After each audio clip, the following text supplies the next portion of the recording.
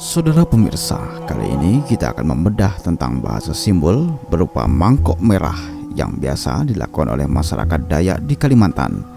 Sumber utama dari pembahasan ini adalah Institut Dayakologi serta riset lapangan dan melihat langsung benda-benda simbol Dayak dari Museum Kalimantan Barat serta di beberapa kampung Dayak yang ada di Kalimantan. Semoga ulasan ini bermanfaat bagi kita semua. Selamat menyaksikan.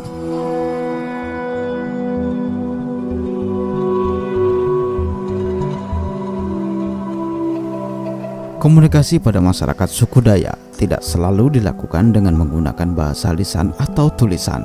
Dalam hal-hal tertentu, masyarakat suku Dayak melakukan komunikasi dengan bahasa tubuh, bunyi-bunyian, serta peralatan tertentu. Ungkapan komunikasi suku Dayak dapat berupa gerak dan bunyi-bunyian yang berasal dari peralatan-peralatan seperti kangkoang, gong, dan sebagainya. Bunyi-bunyian tersebut digunakan untuk menyampaikan berita gembira atau duka, atau untuk memanggil masyarakat agar berkumpul di sebuah tempat yang berkenaan dengan segala sesuatu hal yang segera disampaikan. Salah satu bahasa simbol Dayak yang terkenal dan fenomenal adalah mangkok merah. Mangkok merah merupakan sebuah tradisi dalam adat Dayak yang berfungsi sebagai alat komunikasi antar sesama rumpun Dayak serta sebagai penghubung dengan roh nenek moyang mereka. Hanya panglima adat yang berwenang untuk memanggil dan berhubungan dengan para roh suci atau dewata untuk melakukan ritual mangkok merah. Pada mulanya adat ini bernama mangkok jaranang karena menggunakan mangkok yang diwarnai dengan jaranang. Jaranang adalah sejenis tanaman akar yang mempunyai getah dan berwarna merah serta digunakan sebagai perwarna sebelum masyarakat Dayak mengenal cat. Adat mangkok merah ini dilangsungkan apabila ada suatu kasus, misalnya seperti perang, pelecehan, sengketa, dan lain-lain.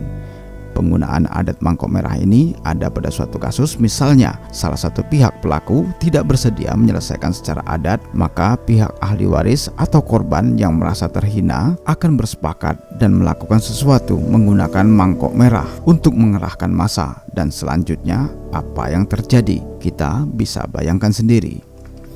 Mangkok merah hanya digunakan jika benar-benar terpaksa. Segala macam akibat yang akan ditimbulkan akan dipertimbangkan masak-masak karena biasanya akan timbul korban jiwa dalam jumlah yang besar. Adapun perlengkapan ritual mangkok merah ini adalah mangkok yang terbuat dari teras bambu yang diolesi dengan getah jaranang, daun rumbia, bulu atau sayap ayam, bara api atau yang disebut longkat api, tali simpul, dan umbi jerengau. Semua perlengkapan tersebut memiliki makna filosofi yang dalam. Lalu kemudian panglima adat membawa mangkok merah tersebut ke penyugu, yakni tempat suci yang dianggap keramat. Pada saat malam tiba, panglima adat meminta petunjuk kepada dewa untuk memberikan tanda-tanda alam yang kemudian diterjemahkan oleh panglima apakah mangkok merah sudah saatnya dikeluarkan atau belum. Kemudian pada saat mengedarkan mangkok merah ke kampung-kampung, maka panglima dengan meneriakkan kata-kata magis atau mantra-mantra tertentu. Penduduk desa sudah mengerti maksudnya dan mereka berkumpul di lapangan sambil membawa mandau, perisai, dan senjata lantak dengan kain merah ikat di kepala. Panglima adat kemudian menularkan roh dewa kepada semua penduduk, kemudian mengutus kurir untuk mengantarkan mangkok merah ke kampung-kampung yang lain. Beberapa orang ditunjuk untuk menyampaikan berita. Telah diberikan arahan mengenai maksud dan tujuan mangkok merah tersebut, siapa yang harus ditemui, kapan berkumpul, dan tempat berkumpul, serta sebagainya. Semuanya sudah dikoordinasikan. Mereka tidak boleh menginap atau singgah terlalu lama. Meskipun hujan lebat atau hari sudah petang, mereka harus tetap berangkat menuju perjalanan ke tempat tujuan. Panglima adat dari kampung lain dipercayai mengetahui kedatangan kurir dengan kekuatan supranaturalnya dan menjemputnya bersama penduduk desanya. Setelah mengetahui siapa musuh yang akan dihadapi, panglima adat desa tersebut akan menularkan roh-roh dewa kepada seluruh penduduk desa. Upacara mengedarkan mangkok merah tersebut berlangsung di seluruh wilayah yang bisa dijangkau hingga dianggap cukup untuk menghadapi musuh. Masyarakat Dayak yang berada di bawah pengaruh Megis serta komando panglima perang konon kebal senjata, tahan tidak makan hingga sebulan, dan bisa bergerak cepat di dalam hutan. Panglima perang biasanya menggunakan sebutan sebagai Panglima Burung, Panglima Halilintar, dan Panglima Angin serta nama-nama yang lain.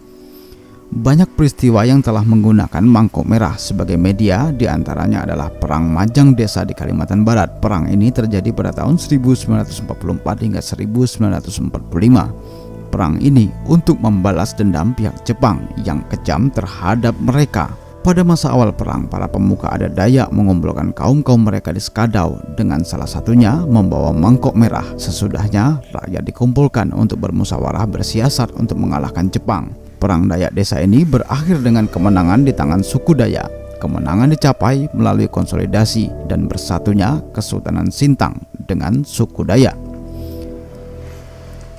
Peristiwa lain yang menggunakan adat mangkok merah adalah pemberantasan PKI di Kalimantan Barat pada tahun 1967 dan tragedi kerusuhan Sampit pada tahun 2001. Demikianlah adat mangkok merah yang digunakan oleh masyarakat suku Dayak sebagai bahasa simbol dan persatuan untuk menggalang sebuah kekuatan.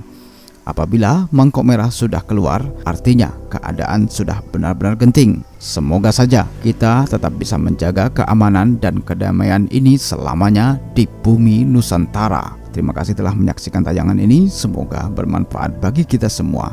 Jangan lupa like dan subscribe channel Kayung TV. Sampai jumpa dan salam budaya.